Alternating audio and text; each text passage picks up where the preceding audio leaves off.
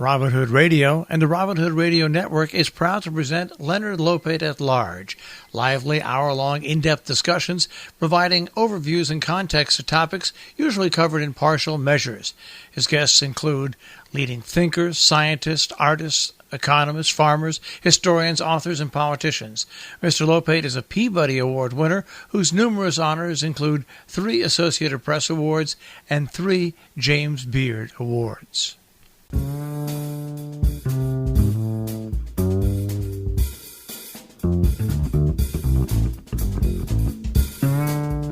Welcome to Leonard Lopate at Large. I'm Leonard Lopate. In 1929, Martin Quigley, the editor of the trade paper Motion Picture Herald, and Father Daniel A. Lord, a Jesuit priest, created a code of standards and submitted it to the movie studios. Father Lord was particularly concerned with the seductive power of the new talkies on children. He wrote, "Silent smut had been bad. Vocal smut cried to the censors for vengeance."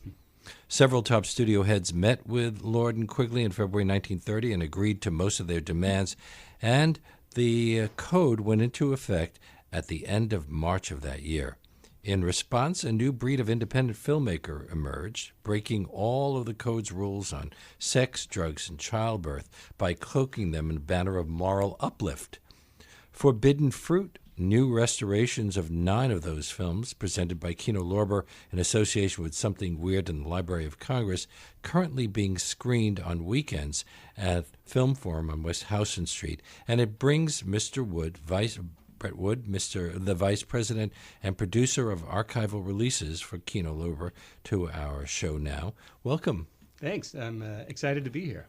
On June 13, 1934, an amendment to the code was adopted, which established the Production Code Administration and required all films released on or after July 1st, 1934 to obtain a certificate of approval before being released. How were the rules... had the rules been enforced in a kind of looser until then? Right, because between the establishment of the code and then when they required their certificates in 34 is what we call the pre-code era, when filmmakers, if they were clever about it, could, using innuendo and visual metaphors, sort of break some of these rules of things, the do's and don'ts, or the don'ts and do not even suggest kind of things. Only one of the films in this series, Narcotic, was made before then. It was made in 1933. Unfortunately, it was the first film of the series and was shown last Friday. The series is a 3-week series. Right. It began last Friday. What do we miss with Narcotic? Well, Narcotic is made by a gentleman named Dwayne Esper, who is a self-taught filmmaker. So right away, you're going to get a very different style of film than what was coming out of the studios. But ostensibly a film about opium addiction, it includes everything from marijuana, cocaine, heroin. It shows you a cesarean birth sequence, because a lot of these filmmakers would just throw everything into the film as part of this educational message. And they presented them as educational messages. Is that how they got around the code? Right, because there were 2 big things. First is making it seem educational, and they would usually do this by putting a title scroll at the beginning or having some sort of authority lecture you at the end, and that kind of allowed you to, show the vices and sins during the movie. But the other big thing was these films were self-produced. They were not even like B pictures. These are independent productions. So none of them were from Hollywood? Right, or they were made in Hollywood, but they were not part of the studio system. And the production code was sort of like our MPAA now. It's self-regulatory, it's voluntary, and the studios abide by that to sort of keep outside censorship. And so by these filmmakers not being part of that pact between the production code authority and the studios, they could bend these rules, and it was just a matter of what theaters could they get these films shown in. Today, films are rated G, PG, R, and then X, I guess. Or NC-17, NC-17, PG-13. That's the way. That's what replaced the code. Right. Now, these films are also called exploitation films, and yet, as we said, they all seem to be promoting something worthwhile, at least in theory. Your series subtitle is "The Golden Age of the Exploitation Film." Was Narcotic the first one? No, they sort of evolved. So even in the silent era, they were making films like this. It goes back to VD films that were made in the silent era and films about white slavery, what we now call, sex trafficking. But the prime was during that period after the production code when other studios could not even, suggest this kind of subject matter. They just dove in head first. In 1999, you co-wrote with Felicia Feaster a book called Forbidden Fruit, The Golden Age of Exploitation Film. In 1998, another one, Marijuana, Motherhood, and Madness, 3 screenplays from the exploitation cinema of Dwayne Esper. So he's a key figure in this alternative cinema? Yes, he was sort of a ruthless businessman. He would, the most extreme kind of films, and again, being unschooled in proper filmmaking, his films have a sort of a reckless style that is totally unique. And to me, those are the films that I enjoy watching the most because they break all the rules of how you're supposed to tell a story and make a film, and they're refreshing. Although they're also using amateur actors, so sometimes the acting isn't up to Hollywood standards. It is and it isn't, because a lot of times these are bit players and people who never really got a shot at a major role. And for instance, Narcotic, the main star is a man named Harry Cording, who appears in a lot of Universal horror films in the 30s and 40s, but almost never got any dialogue. And in Narcotic, he carries the film and has this amazing scene at the end where he has he's in withdrawal from opium addiction, and the performance, you don't expect it because it's such a schlocky movie on some levels, but you see him generate tears on screen and he is just unraveling. And every now and then these films would surprise you with something. Were any of these films submitted to the Production Code Administration? Usually the filmmakers knew better, but occasionally they thought, well, maybe this film will be different. This will be the breakthrough film. And one film which I love, which is 1932, I should preface it by saying the film doesn't exist anymore. It's called The Seventh Commandment. However, a trailer of the film does survive. But the code wasn't in effect in 1932. Well, the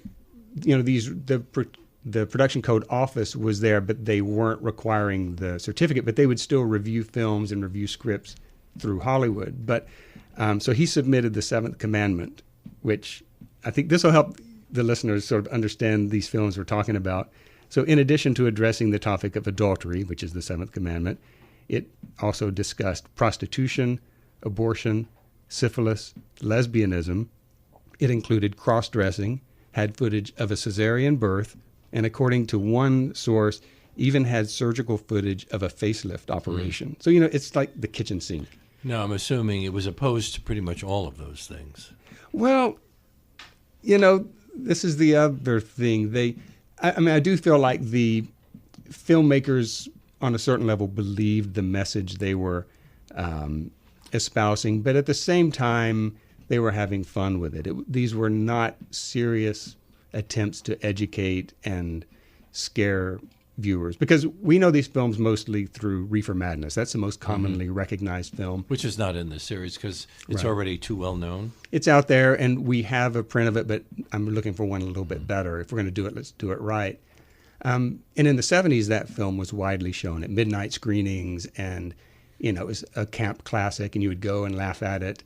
And the thing is, the people who saw the movie in that context kind of missed the joke. They felt like this is a serious film. The government made this film. These naive filmmakers, they don't know anything about marijuana. Well, the joke is on the viewer because these filmmakers knew what they were doing. And to me, that's the better way to see the films, is to be in on the joke and realize the filmmaker knew exactly what they're doing. They were winking, sharing this sort of secret relationship with the viewer while they, pulled the wool over the eyes of the censors. And slipped in as many different shocking things as they could. Everything they could. And we were talking about the Seventh Commandment. I jotted this down because it's priceless when they submitted it to the production code.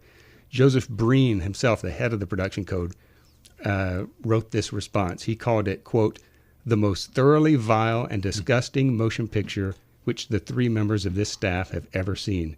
It is thoroughly reprehensible in all its details," end quote. Now, Joseph Breen was the man who pretty much ran the MP. MPPDA is what it was at the time. But it's called the Hayes office. Right. Well, Hayes was the person who was brought in initially in the 1910s. Will H. Hayes. Right. President of the Motion Picture Producers and Distributors of America. And then they had different figureheads through the years, and Breen was the figurehead in the early 30s. And actually, he wound up with it until 1954. So, and that's pretty much the length of it, because the 50s is when this kind of censorship started to loosen up a little bit. And that kind of killed the exploitation film, because once you no longer had to cloak it in the mantle of education, once you could have nudist films and, peeping Tom films, then they no longer needed to pretend. And to me, that took the fun out of it. The fun is how much are they serious about this film, and knowing that the filmmaker's sort of playing a joke or having this relationship with the viewer that's not exactly honest, let's say. So you mentioned Dwayne Esper. He's one of the people who specialized in making these kinds of films. Another one was Kroger Babb. Right. Kroger Babb was, he made what we call the Gone with the Wind of exploitation films, because it was the biggest budgeted film at $60,000, again, minuscule by Hollywood standards. And that film was called Mom and Dad, which is innocuous sort of drama about, it's what we call a sex hygiene picture. So it's about unwanted pregnancy and venereal disease. And it's a wholesome movie with some musical numbers. But then in the middle of the film stops, and a live lecturer would come up to the front of the theater, always named Elliot Forbes. And no matter who the person really was. No matter who the person was actually delivering the lecture. And it's funny, each film of this type had its own lecturer. There was one named Alexander Leeds. There was one named Curtis Hayes. But for Mom and Dad, it was always Elliot Forbes, who would give like a 20-minute lecture about sex education and then sell pamphlets, these booklets, for the men in the audience and the women in the audience, and make a little extra money that way. So there was sort of a carnivalesque feeling around a lot of these films. And where were they shown? Not in the local movie house. Yeah, they would be shown, and this is an important thing, is they would be shown in the local movie house, because where they couldn't be shown were the studio-owned picture palaces. The RKO theaters, the Lowe's theaters. Right, because those theaters were owned by studios and had to abide by the judgment of the production code authority. So this allowed mom and pop theaters, Main Street theaters we call them, to have a hot film that people would literally line up around the block to see. I mean, we have photos that show people just like swarming the box office to get into these films. They were notorious in their day. Because people wanted to be titillated? Because they liked the idea of the rules being broken? Yeah, and this is something you couldn't see in the studio-owned theaters. It was, they would show births of babies in close-up detail. They would show syphilis footage. As horrible as it was to some members of the audience kind of a thrill to see something that is so taboo. And even some nude scenes. Yes. And it's funny when you find the prints of these films, a lot of times no two prints are the same, because some would have more nudity in the film and some prints would have it cut out. So, it was amazing what they were able to get away with. Well, when you say you found prints in the film, this series is drawing upon stuff from Kino Lorber. That's your company, which is a right. regular film distribution company. Yes. Also, a thing called Something Weird. Something Weird, which I'd never heard of before. And then the Library of Congress. The Library of Congress has a stash of exploitation films? Well, the thing I love about the Library of Congress is they preserve cinema in all of its forms and don't pass a judgment on what is appropriate or not appropriate for preservation. the way the series started is Lisa Petrucci of Something Weird, which is a video label which released a lot of these films back in the 90s, came to me and asked if we would be interested in reviving them, bringing them up to date for the Blu-ray era. Mm-hmm. And so that provided us with about a dozen films, and then... Did Kino Lorber own these films? Well, we do now, because her late husband, Mike Vraney, who started the company, Something Weird, had collected 35mm prints. So we own them now, and we supplemented this collection with films from the Library of Congress, UCLA Film Archive, and the Academy Film Archive. And then went and... have them scanned, do the digital restoration. So the quality's a lot better. Yeah. I mean, the films themselves are, what we call orphan films. You can't find the negatives of these films. No one took care of them because they just passed from hand to hand. The companies that owned them went out of business. So when you find a print like this, it's often the only print that exists and has often been played for 20 years, 30 years ago. Even some of the studio films have been kind of lost. I just heard about a film, a sound film, where the sound was on disc, mm-hmm. and the disc has been lost. And so we have what looks like a really interesting film by a famous director, but nobody knows what they're saying. And it's frustrating, and sometimes the reverse will happen. They will find the disc, and then they won't have the film to go with it. I'm speaking with Brett Wood about a series that is currently being screened on weekends at Film Forum on West Howson Street. You've said, this is Leonard Lopate at Large on WBAI 99.5 FM in New York. You've said that, and I'm quoting, as a film historian, you're most interested in facilitating the rediscovery of films that have played an important role in the evolution of cinema but have been overlooked by traditional histories of the art form. So, two questions there. Mm-hmm. Are these really important films, and had most of them disappeared? They're very important films because they show us how filmmakers got around censorship, how they pushed back against censorship. And also it tells us a lot about independent filmmaking, that when the industry gets so controlled by corporations, they can dominate the industry and sometimes put a stranglehold on the independents. But in this case, the independents had a loophole, and that was not being bound by the production code, which not only allowed the filmmakers to flourish, but, as I was saying, allowed these independently owned movie theaters to survive during the Great Depression. So it's a story that doesn't get told often because the films themselves are considered disreputable or quote-unquote trash. But and most of them were made during the Great Depression. Right. Not all of them. No, because they continue into the 50s, but to me, the prime era is like maybe 33 to 49. That's when censorship was the tightest, and that's when the best of these films were being made. You said that some of them had almost disappeared. One of them is one of the Dwayne Esper films. It's a 14-minute film called How to Take a Bath from 1937. One of the oddest films I have ever seen in my life. It begins with two couples playing a game of bridge, and one of the couples is bickering. And I thought, where is this going to go? Well, I didn't believe the film actually existed because, A, how could anyone get away with making a film called How to Make a Bath? It turns out the film does exist, so we are the first people to put it out on video. Where did you find it? Something Weird had it. Lisa Petrucci had a print. And I think the reason it has been so seldom seen is that it's not educational. It can't pretend to be educational because the couples, after playing bridge, they each go to their apartments, and the two women take baths, and the film watches them. We see them briefly in the nude, not full frontal, but still, there are nude scenes here.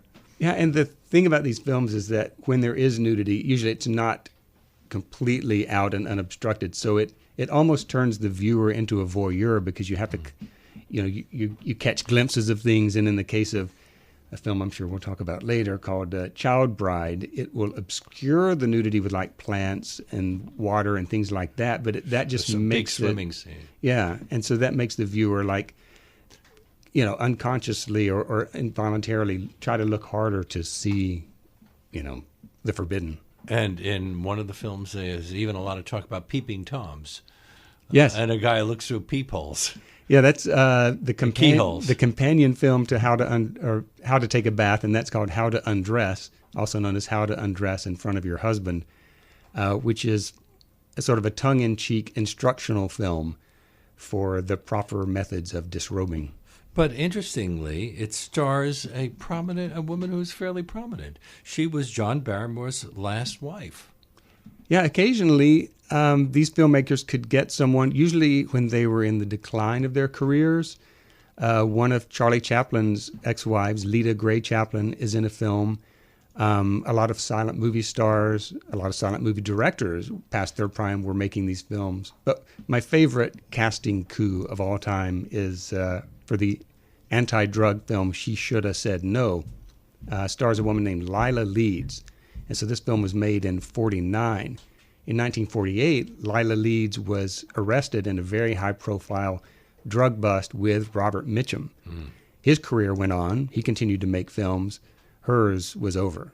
Did that make her a draw for this audiences for this film? For this film. Because she was in the headlines? And she was in the headlines on the subject of marijuana. So here she's in a film reenacting her smoking marijuana. And this is another one produced by the big producer I was talking about, Kroger Babb, his one of his big hits, and also known as Wild Weed. They would frequently change the titles of the film so that they could re-release them over and over and over. How to Take a Bath is interesting in a number of other ways. Well, first of all, it's a short, and these films range from full length to, well, one is 10 minutes long, or even a little less. This one's 14. It followed some of the rules of the code because both of the couples wind up going to bed, but in twin beds, which was one of the rules of the code. Right. It's funny that the things that they would choose to honor in the production code, and maybe it's just that in some ways they're so rooted in the conventions of how you show a film that you follow some rules while you consciously break others. The twin bed thing was interesting because there were all sorts of other rules. For example, one of the spouses could sit on the edge of the bed, but that was about the closest it could come. It had to be fully clothed and sitting on the edge of the bed. 1 foot on the floor. That's always with 1 how foot I on heard the floor. it. Yeah. Now, audiences knew what really was going on. And that makes it sort of silly that Hollywood for so long would pretend, why even try to disguise things like this? Like, for instance, you couldn't use the word pregnant in Hollywood films. You couldn't show a woman until Otto Preminger insisted on using it. Yeah, and that's he well also used into the word abortion, didn't he? I think so, in Anatomy of a Murder. Yeah. But like, you couldn't show a woman's bulging stomach. These were things that, but come on, you would have movies about someone having a child, but you could not do certain things. Well, I remember June Allison telling Jimmy Stewart, not saying I'm pregnant. She said, we're going to have a baby, or some other thing, a way of getting around it. Yeah, in exploitation films, the phrase is "in trouble." I'm in trouble. Susie's in trouble. So even when the pregnancy was perfectly fine, was trouble? Well, pregnancies are never perfectly fine in exploitation films. There's always, that's got to be a source of sort of prurient interest, because it usually means unwed motherhood or venereal disease. Because in exploitation films, you kind of get this tainted, view of youth, high school kids going to roadhouses and drinking. There's never a normal, happy story. So these films cover a wide range of things: the dangers of premarital sex, the evils of syphilis, not punishing criminals harshly enough, the dangers of drug use. In a way, they were all doing the things that the code would have wanted. Right. They almost took the list. There was this famous list called don'ts and be carefuls. And there are things like you can't show, someone killing a police officer. You can't show drug addiction. And the exploitation filmmakers basically took this list and like, let's make a script and use as many of these elements as possible. One of the films was made by a company called Hygienic Productions. Right, that's Kroger Babb almost like again. an inside joke. But that was, it was the only production that Hygienic made, because once Mom and Dad was such a huge success, and it really was a huge success, he changed the name to Hallmark Production so that they could branch out. And his next film was called The Lawton Story. He had a good thing going, and then he went a new direction. And it's about a town in Oklahoma that does a big passion play every year. So it's a religious themed film, and they sold souvenir booklets about the Passion of the Christ and this town's efforts to stage this massive passion play. And it was a huge bomb, and that sent him back to drug addiction with She Should Have Said No, and alcoholism with One Too Many. Well, even religious films. Cecil B. DeMille did a religious film that had problems with the code. What were the problems there? It was just because he... Well, I mean, someone like Kroger Babb and Dwayne Esper basically take a page out of the Cecil B. DeMille playbook, which is, if you are going to show a film about the fall of Babylon, for example, for about 20 minutes, you get to show Babylon at its worst. You get to see people worshiping the golden calf. You get to see what it was that God was trying to punish humanity for. And the audience got to see this sort of taboo display of sex and debauchery, but then kind of be brought back to a if not a morally superior stance, but at least a more comfortable position once judgment is made on the sinners and good prevails. You mentioned the film Child Bride, which is about child marriage. It's about the evils of child marriage among impoverished mountain folk, and it covers a wide range of topics. And the heroine is a teacher who is kind of modern, and she's trying to get these backward folk to stop doing these awful things. But as you mentioned, it features a fairly long nude scene. Shockingly, a 12-year-old actress, who, by the way, is a pretty good actress, I thought, named Shirley Mills. Now, could Shirley Mills have a career after that? Well, she actually did. A couple of years later, she is one of the Jode children in John Ford's The Grapes of Wrath. But I don't think she had a career beyond being a child actor. And I don't think this film was probably widely seen enough to have impacted her Hollywood career. Now, would couples go to see these movies? They may have, but they wouldn't have sat together, because this is one of the fascinating things about at least the what we call sex hygiene films. It was traditional to segregate the audience, and the women would see the film during the matinee screenings, and then men would see the films in the evenings. And from what we've heard from people who were there at the time, the tone was very different. The daytime screenings, people actually listened, actually got information from the sex lecturer about things like birth control and the rhythm method, because the dissemination of birth control information was illegal up until 1938. So these films were playing in the 1930s, and they were a source of some legitimate information. The nighttime shows, when the men were there to see it, it was more of a thrill ride that people had heard about Mom and Dad. Of course, this is in the 1940s by the time we get to Mom and Dad, but it was almost like a circus to see this film and the shocking footage that is contained in the final reel. I'm speaking with Kino Lorber's Brett Wood, who has put together a series called Forbidden Fruit, restorations of 9 of the so-called exploitation films made between 1933 and 1948. Is the last right? one? I think that's right. Yeah, and they are being screened on weekends at Film Forum on West Houston Street. This is Leonard Lopate at Large. The films we're discussing today broke the rules by defying the motion picture production code with Brett Wood of Kino Lorber. You have a long title at Kino Lorber. You wear a number of hats? That's right. I've done a little bit of everything at Kino Lorber. And you've also been a filmmaker. Yes, that's right. And I've sort of embraced the name dilettante, because to me, the most fun I can have is by trying my hand at a little bit of everything, exploring. So I've made films. I've written about films. I've produced a scripted podcast. But Are you still doing the podcast? yes, it's You just started one this month, didn't you? it's been pushed back a little bit, but it's going to come out this spring, called The Seventh Daughter. Mm-hmm. And what is that named after?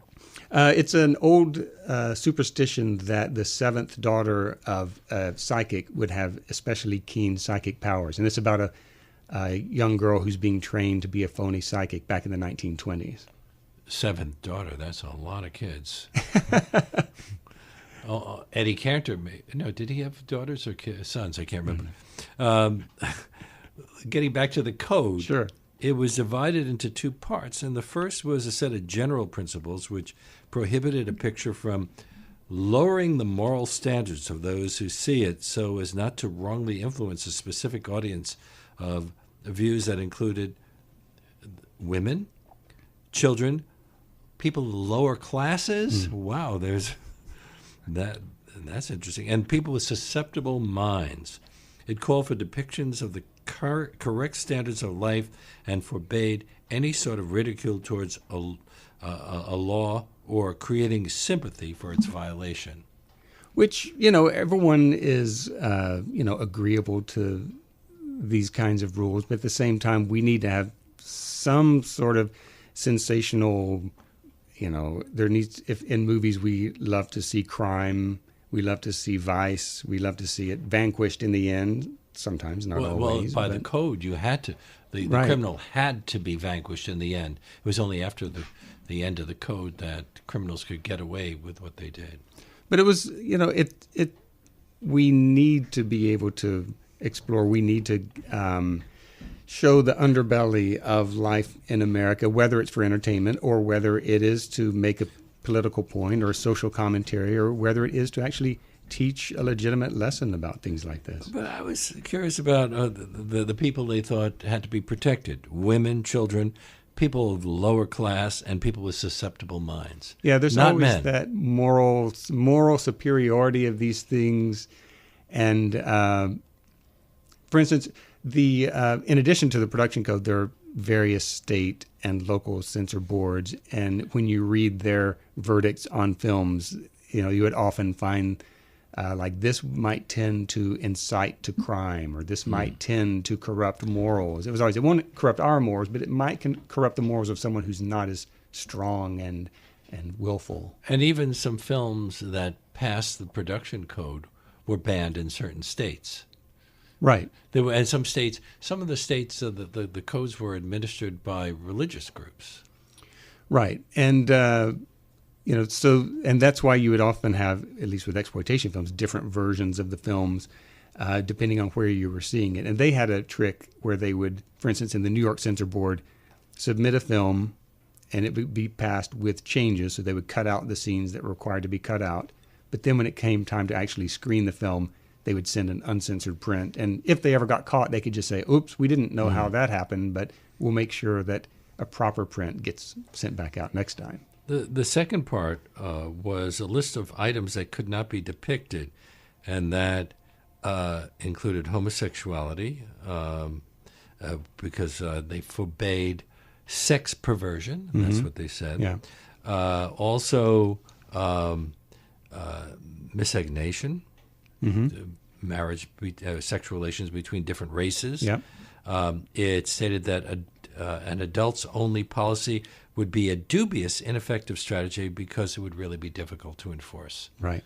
But we're doing that now with R films and X-rated films, and what is the other one? NC-17. NC-17s. But does the rating system mean anything anymore? I wonder when the last time is that someone was turned away from a theater because they didn't have ID. It seems like with the internet, which has no real age restriction upon it, that a lot of these barriers have fallen, and I'm curious to see how it affects. It affects TV. They're showing things on television now that could not have gotten away with 10 years ago.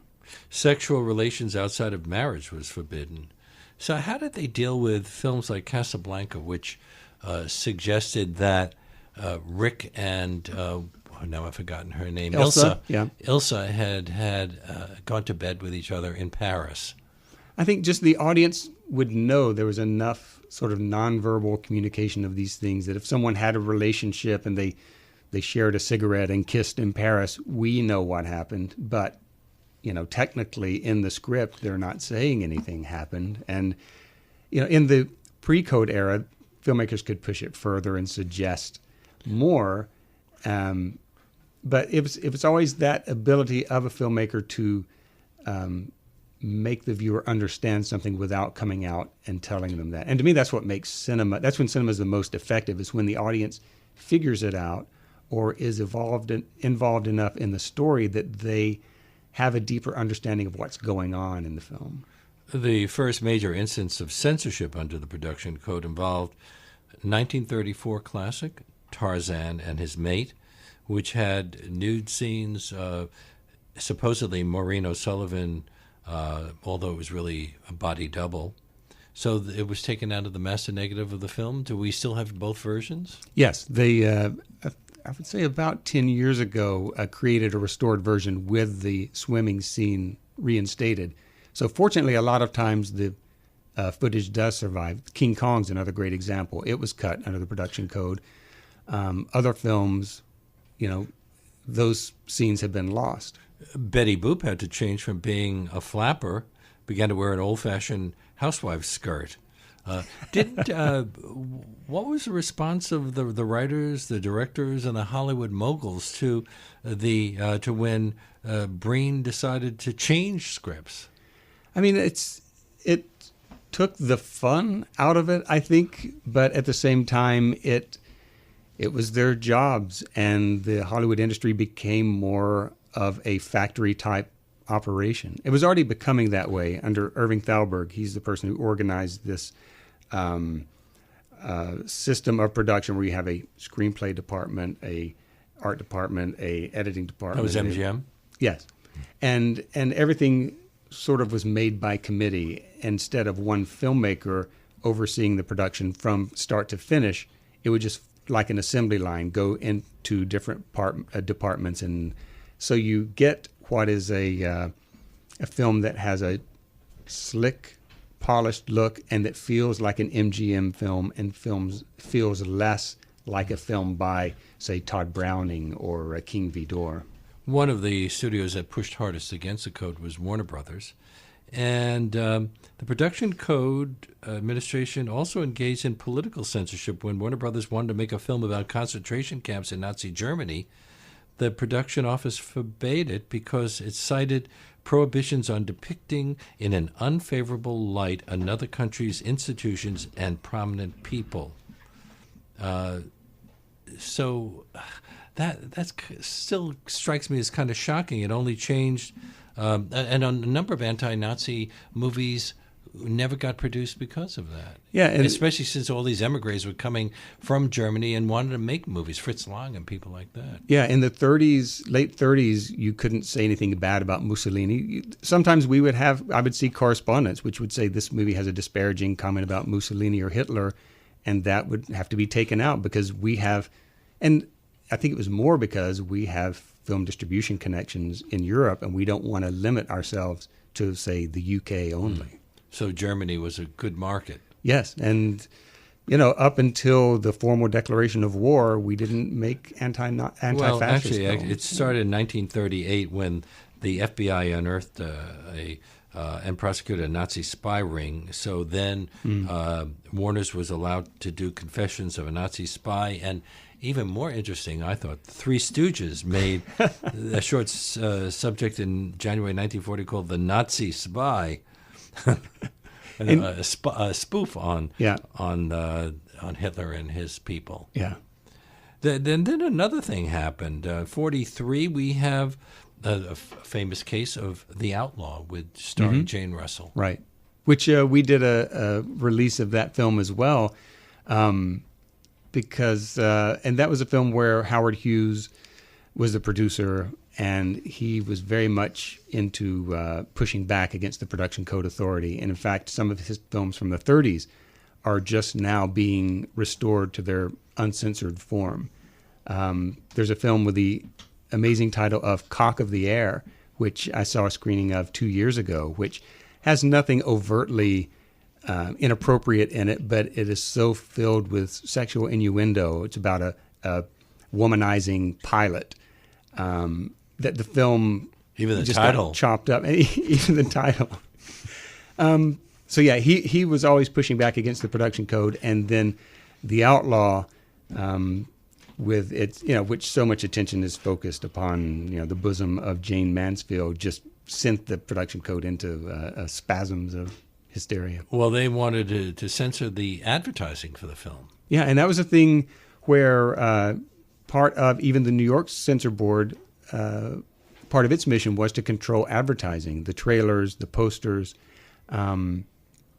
So there were almost every level of the industry was being scrutinized for inappropriate content. On the other hand, some of Hollywood's creative people seemed to think there was a positive side to the code's limitations. Edward Dmytryk, a pretty famous director, said the code had a very good effect because it made us think. If we wanted to get something across that was censorable, and we had to do it deviously, we had to be clever, and it usually turned out to be a much better than if we had just done it straight. I mean, he's probably talking about what we call the pre-code era, where there were these rules, but they were not being strictly enforced. And that's when you have the great Warner Brothers pictures, the gangster pictures, the sort of racy sex comedies.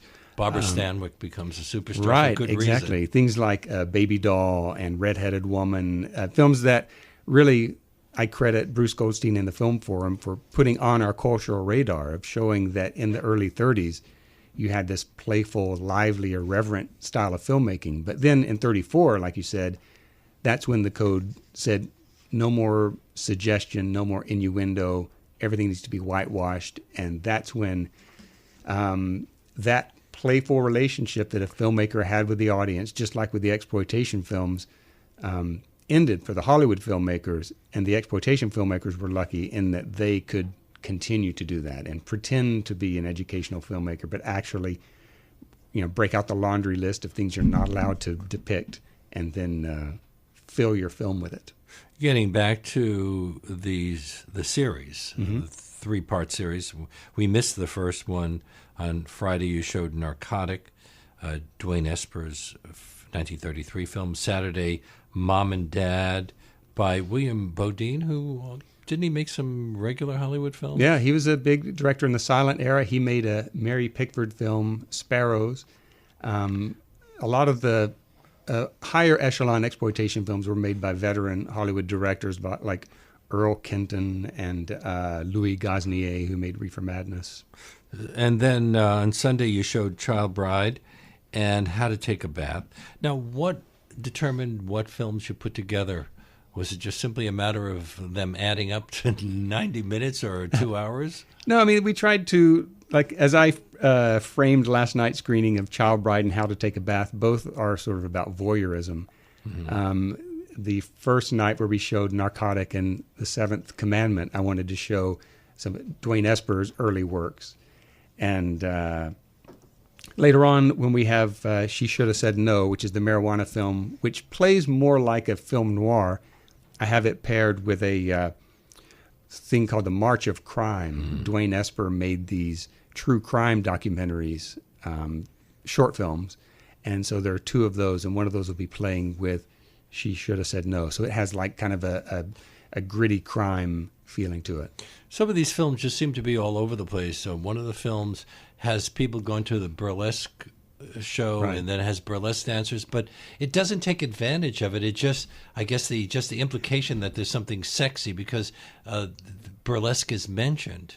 Well, it's almost they don't show the little bit of the burlesque show, right, that they show is rather tame. It's pretty wholesome. You see the women in the dressing room, and there's some chatter there. But what's interesting is that it's almost as if watching the burlesque show is the thing that triggers people's criminal behavior. It's in the audience that one woman says to her friend, "Why don't you spend the night at my place tonight?" So it's a sort of suggestion of lesbianism, which doesn't get followed up on later in the film. And a man outside the theater, this creepy-looking guy, starts to stalk a child after having just gone to the burlesque theater. So there's not often a lot of logic, and they don't stick to the script. And then the main part of the film is about one of the dancers who seems to be a sweet young thing, who made the terrible mistake of having had sex out of wedlock, becoming pregnant, and also didn't she also develop contract syphilis? Syphilis, yeah. And she has a sweetheart waiting for her at home. She really wants to marry him, but she knows she can't because she has syphilis. And then, of course, the thing that it's really a complicated plot. And often people go to the quack. That was the big thing. Don't go to a quack. That's even part of the medical lecture that accompanies mom and dad. So she goes to someone who pretends to cure her. Then she gets married, has the child, but passes along the syphilis to the child, and which is a really tragic story. And in a lot of these films, the tragedy comes across. So they're films that are a little unpredictable. We think you can laugh at them, but at the same time, they have a way of surprising you with moments of emotion. And I should mention that this is sort of apocryphal. I don't know how true it is. I'd like to verify it. But the film Child Bride, which we were talking about, which is a pretty creepy film, I got to admit, is one of the only films that the group Mystery Science Theater viewed and decided not to make fun of because it just didn't feel right to laugh at it. So to me, that's a score. That's a good point because I don't think the film should be laughed at. I think there's plenty of... In fact, there's a lot of sympathy toward the impoverished people Yeah. Of this mountain area. But it's to some degree, it's also a film about city folks commenting on what people in the real rural parts of America, what their lives are like. The reason that they would even have child brides. Yeah, there's serious content, and it's nice to think about that, even as there are moments that, like one of the most disgusting moments is the grown man leans over to kiss his fiance, 12-year-old fiance, and she has to wipe the tobacco juice from her chin because he had a mouthful of tobacco when he kissed her. You know, it's those kind of moments that makes the film fun to watch, but at the same time, there are disturbing aspects and sort of dramatically satisfying moments. So these are real mishmashes. But the titles really do give you a clue. Narcotic Mom and Dad, Child Bride, Marijuana Weed with Roots in Hell, The March of Crime, Test Tube Babies. That's one of the last films. Well, and this shows that any topic was suitable. And so Test Tube Babies, if there's a headline about it, there's an exploitation film waiting to be made. Just like Ed Wood's film Glenn or Glenda was about the famous sex change operation that was in the news at the time. They made films about nudism, but that, I guess, is a topic that it's easy to make an exploitation film about. But also things like sterilization. There's an exploitation film about polygamy.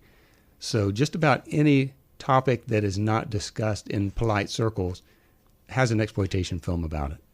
And one of the titles is great. She Should Have Said No.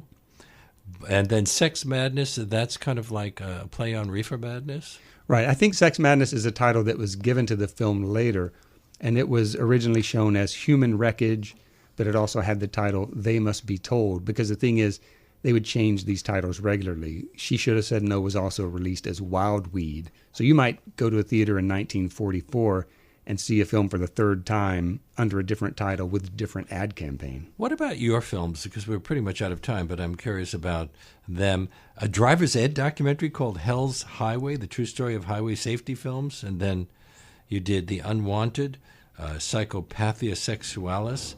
And you have a film coming out this year called Those Who Deserve to Die. That's right. I've always been sort of interested in people who live in the shadows. And as far as the closest to this kind of project with Forbidden Fruit would be the driver's ed documentaries, because those are films that traumatized a whole generation of school children, became sort of a cult classic. But I wanted to interview the people who made these Death on the Highway documentaries and tell the story behind it. And it's pretty fascinating stuff, if I do say so myself.